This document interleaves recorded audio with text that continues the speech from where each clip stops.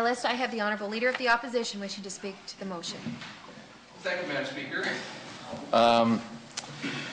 You know, I, like many Islanders, always look forward to the speech from the throne, because for a lot of us, we look for what is the government's going to do, and what are the government's new initiatives, and what are their plans for the future of the island, and is there any plans for the future of the island? So we wait in anticipation, and there's many people showed up here yesterday, of course, and they were very interested in what the government had to say. Before I even get past the very first page, if you take note of the compass here, the east is gone. And it looks like it lines up directly with the Hillsborough River, and that's not a surprise when it comes to this government, Madam Speaker. Says a lot right there. That says a lot right there. Boy, oh boy, does it ever. So I had a chance to go over this speech and read it, and you know, it strikes me funny that the government, the very first thing they talk about in the speech is leadership and strength from within. Boy, oh boy. If they're looking for leadership and strength from within what they got, we are in very big trouble, Madam Speaker. We talk about the course ahead in this speech, and you know the course ahead is laid out. For the next 2 years, what's important to this government is laid out in the course ahead. Making government more direct and citizen-centered. Wow, Madam Speaker, after 7 years. After 7 years, they got it. After 7 years, they understand that citizens want to be a part of any governing body. After 7 years, it took this government 7 years to figure that out. Careful management of our land and water resources. After 7 years. After 7 years, they realized the importance of land and water in this province. Something that we've been saying for a long time. Something that Angus MacLean stood for 35 years ago, Madam Speaker. Living within our financial means. I don't know why they even added this. We know it's impossible with this finance minister at the helm to live within our financial means. He doesn't get it, Madam Speaker. He doesn't get it. And I know, like, he thinks he does, and he likes to talk a good talk, but he simply does not get it. He has 7 straight deficit budgets, Madam Speaker. 7 straight. This is unheard of. And he can blame the world economy. He can blame whatever he wants. But it's him. He's responsible for the finances of this province. Building economic strength. You know, building economic strength is very important, Madam Speaker. It's something that's a Tory value. It's something that we stand for. But you know, this government doesn't understand what that means. And I know that it's just something that they add into the speech because they know it sounds good. I only wish that they understood it. Social responsibility. After 7 years, they finally get it, that they have a responsibility, a social responsibility in this province.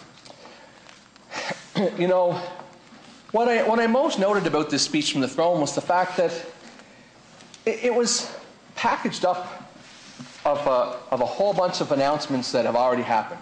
A storybook, as it were, Madam Speaker. A history book, perhaps. But this is this government's history laid out in the books. The history that they want you to remember, the history that they want you to know. They want you to know about health care on wheels, Madam Speaker. They want you to know what this health minister has done to health in this province. How this health minister has attacked health services outside of the major centres on Prince Edward Island. This is what he'll be remembered for, this health minister, the fact that he had attacked healthcare services outside of Summerside and Charlottetown. I see that in it we talk about the Tyne Valley Manor and the Riverview Manor in Montague. There's really nothing saying that when it's going to happen. It says that the program will culminate with the replacement, which means it could happen any time. And quite likely, Madam Speaker, they'll play politics with these manors and the people who need them, and they will wait till the year of the election to build them, which is sad, which is really sad. We'll find out when the capital budget comes. We, as Tories, will be pushing for these manor upgrades right away because we think that they're very important, Madam Speaker. We think that we need to do everything we can for the people who need those facilities in this province. And these are the people who have built this province. These are the people who have made this province great. These are the people who have come before us, Madam Speaker. 100%. So I expect your support on that. The catastrophic drug program, Madam Speaker, the member from Charlottetown and Lewis Point announced this last spring. Downstairs in this very building, she announced this. It was a great announcement, and I applaud her for it. She did a fantastic job making that announcement. Now, the Minister of Health didn't like that too much, so he waited and waited and waited. In August, he had his own announcement. Now, if it had been up to the member from Charlottetown, Lewis Point, we would have had catastrophic drugs for months here, Madam Speaker. That's right. We wait for the Minister of Health to do things on his timetable. It's about him, Madam Speaker, and that is very, very sad.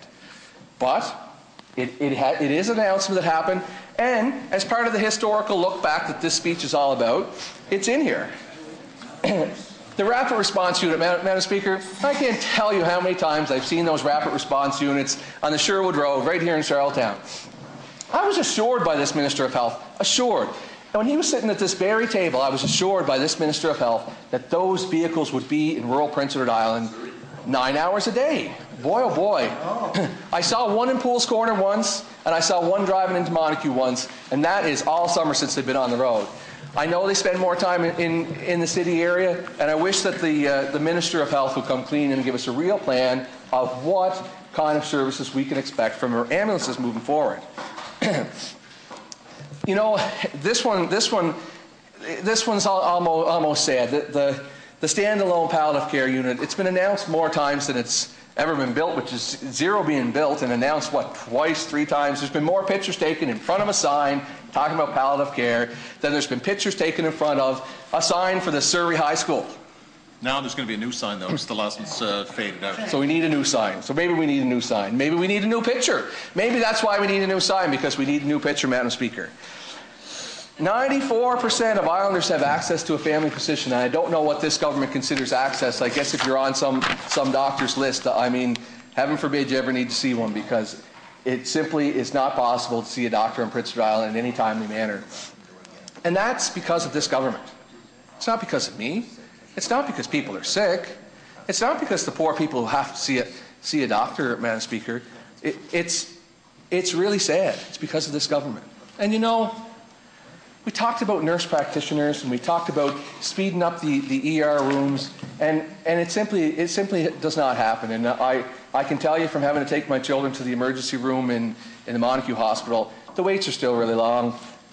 There doesn't seem like there's any plan out there. The responsibility falls solely back on this minister to do something about it.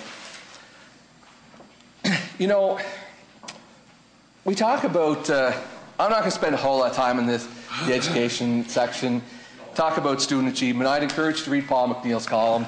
I know that Paul McNeil was plenty worthy to put in the speech from the throne when you want to use him for your own purposes. I'd encourage Islanders to read the editorial today in today's graphic, and it saves me a whole bunch of time saying the exact same thing. Expanding e-services. Now, it's funny, the finance minister talked about this expanding finance services today.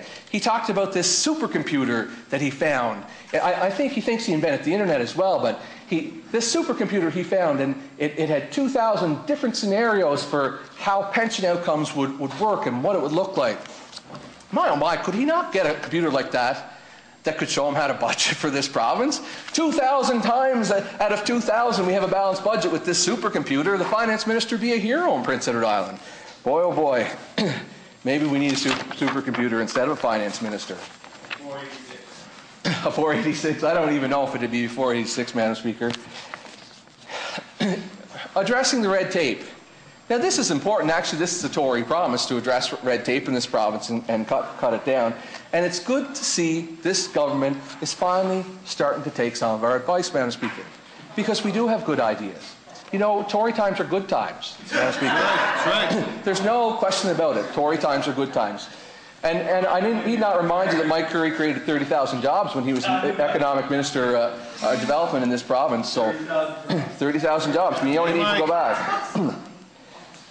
So that brings me to the Lands Protection Act. And, you know, I had the opportunity to go out to one of these meetings and they were great meetings. There was a great discussion. And Islanders were engaged to talk about the issues of land on Prince Edward Island. Thank you very much. It is a major piece of work. Luckily for Islanders, the government farmed it out, because nobody wants them responsible for anything that's that reporting. We need it to be put into somebody's capable hands. And this government picked a former Tory cabinet minister to do that for them, and good on them, because they realized that Tories have really good ideas. You know, the watershed management, we talk about the watershed management fund here, and I can't tell you how many times in this House in the last 2 years I've talked about watershed management. And I've talked about the rivers and tributaries in my own riding. And in my riding, I have parts of the upper part of the Montague River, many of the tributaries that lead into it. I have the Botten River. I have the Cardigan River. And I've asked time and time again, where's the help for these rivers? Because the health of them is poor, and there's lots of siltation and runoff. There's places that many years ago I used to fish at that was a fishing hole that would have been, you know, 15 or 20 feet deep. That's now looks like a beach. Like there's literally 5 and 6 inches of water, places where there used to be giant fishing holes. So we do think it's important, and I think it's important that the government puts as much money as they possibly can into helping these streams get back to health. The Bonshaw Public Lands Committee, and I know the government put this in place because of the pressure. The highways minister, he decided he was just going to run a bulldozer right through the center part of Prince Edward Island and lay pavement down behind it. And you know, if you look back to the cover of this with the east cut off, I don't know why he just doesn't come down and roll up the pavement and take that back to Charlottetown with him too. But this comes out of the response of the pressure that he got. So he acted on it. It'll be interesting to see if they actually do anything with the results of it. We're going to watch very closely, make sure that you do. We're going to hold your feet to the fire over it. I'm not sure it'll do any good, but we're going to try anyways. The forest and land conservation, it is a very important part of Prince Edward Island. It's important that we conserve land. It's important that we conserve and grow forests in Prince Edward Island. It's not new. Like, this has been going on forever, really, Madam Speaker. This has been going on for a very long time. So it's not new. It's good that they wrote it into the speech just to say that they did, but it's not new. This is the part, I mean, I almost had to laugh when I read it, living within our financial means. 7 years. 7 years, 7 deficit budgets. The billion dollar man. The $billion man run this province into the ground, $1 billion worth of debt. And now we're going to live within our financial means? What's our financial means now? That's a great question. What is our financial means now? We have an extra $1 billion of debt because of this government. So what's our financial means? Are we going to pay that back? Are you going to pay that back before you're gone so my children don't have to, or so my children's children don't have to? Of course not, because this government has no plan. They don't have a plan on how they're going to balance the budget. They don't have a plan how they're going to pay back the debt that they've piled up miles high here in this province. And it's really sad, Madam Speaker, because it's going to impact, believe it or not, and the members of this House may find it hard to believe, it is going to impact our future. It's going to impact our children. It's going to impact our grandchildren. It's going to impact the future of Prince Edward Island here. On the issue of pension reform, you know, everybody agrees that pension reform, it has some necessities in it. The civil service unions agree that there's a necessity. We agree that something has to be done to lessen the impact of pensions on the public purse. The unfortunate part about this is that we have a government who decided, instead of having a proper negotiation and instead of meaning good faith, like, does good faith not mean anything anymore, Madam Speaker? Like, where have we gone? You want to go back to the very first, one of the very first objectives is making government more direct and citizen-centered. Yet, we have a government who does not negotiate in good faith with the unions, who has a plan all along, and then just rolls it out. The employees of the province deserve better. Any islander deserves better than that, Madam Speaker. But that is the way that this government rolls. I was happy to hear actually about UPEI's. UPEI is making some strides into having a full degree program in engineering at UPEI. I think that's great. I think that's a great initiative that UPEI has taken on. I guess it belongs in this book. UPEI has kind of been left to the wolves by this government. This government has cut them down to nearly nothing. People are getting fired out there. Do you remember that, when people are getting fired out at UPEI because of you guys? Of course you don't. I mean, short-term memory there. But you know, it is good to see that our own Ireland students will be able to take a full engineering degree here at UPEI. It is a high-end type of engineering. It's something that fits very well in the processing type of industries, and it's something that we may be able to build an industry upon on Prince Edward Island. Let's hope, and let's hope that you know, we follow UPEI's great lead on this and see what they do, and let the people who know what they're doing out there do their job. You know, the rural development. You know, I really do give Paul McNeil and Wade McLaughlin credit for what they did with the Georgetown conference. It's wonderful. I know they have a meeting coming up later on this month to talk about what the next steps were. I was at a meeting prior to the Georgetown conference where they talked about, it was a brainstorming session where they talked about what the idea is. You know, people are engaged in this, and people are really engaged, and they want to be able to move forward. The thing that saddens me is, I don't think the government gets it, Madam Speaker.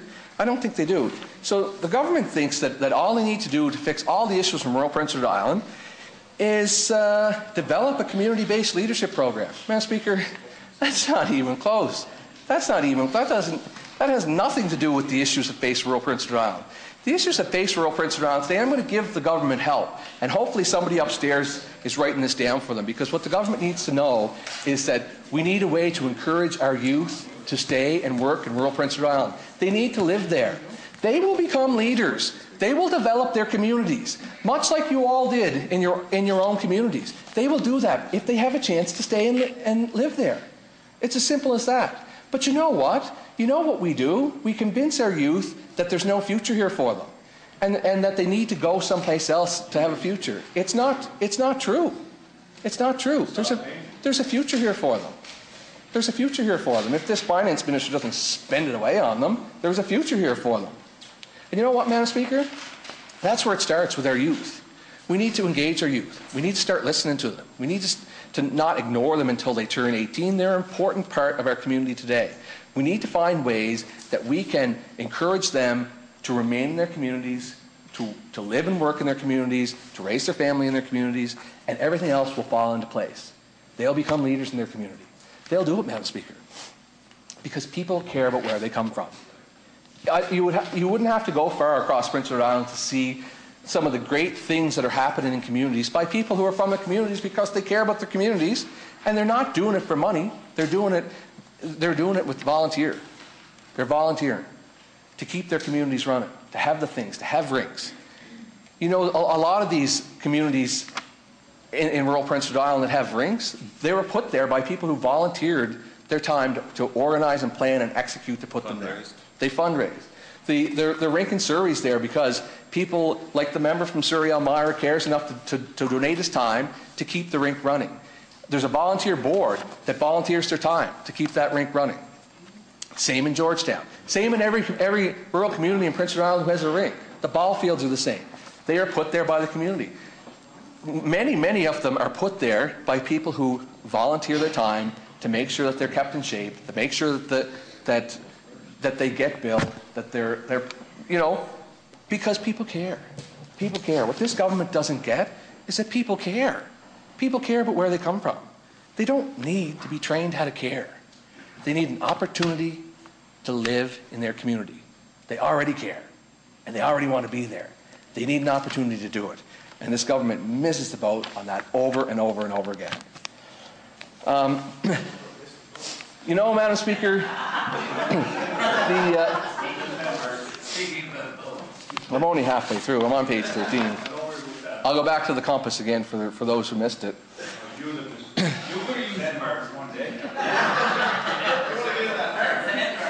Honourable members.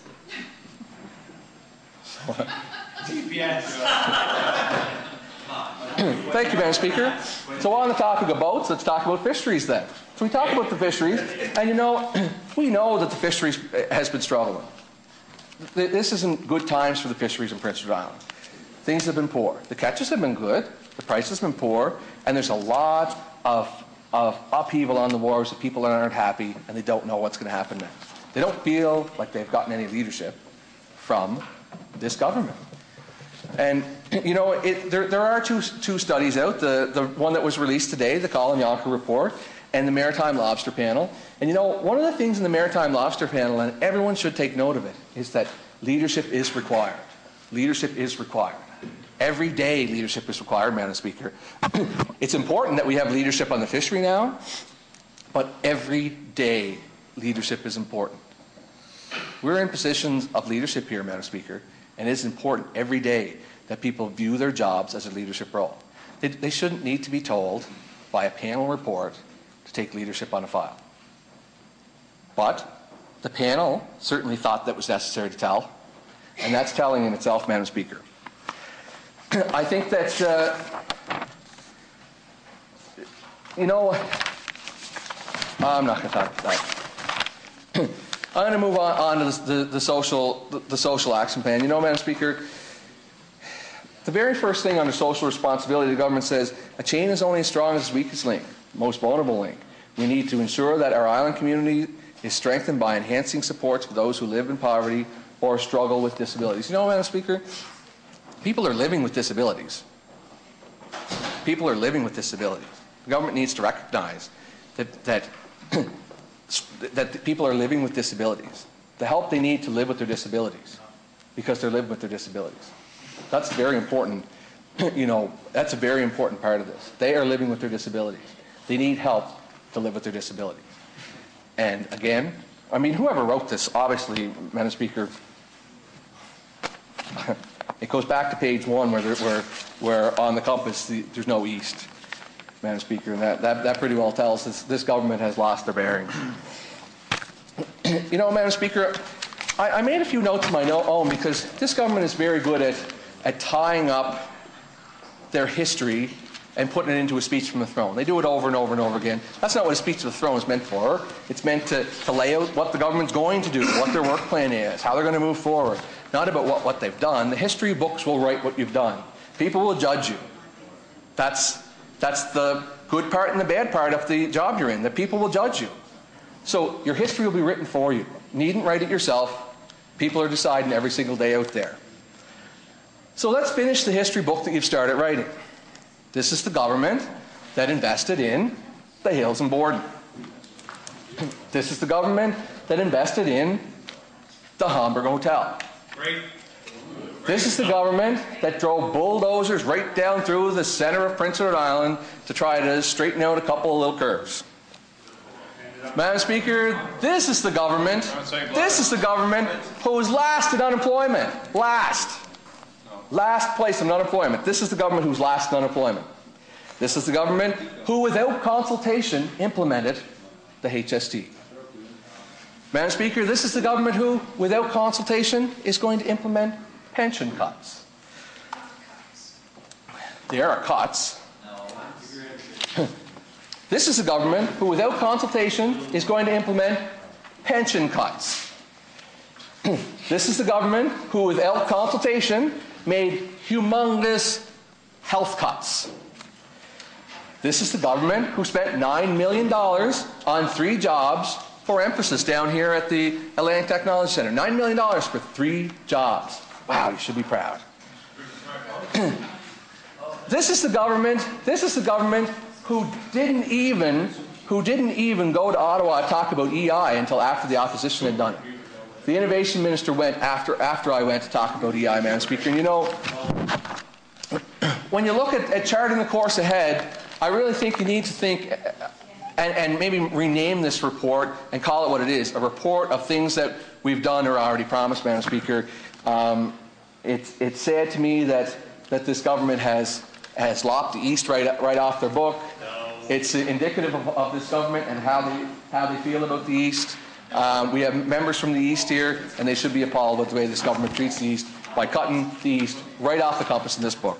Thank you, Madam Speaker.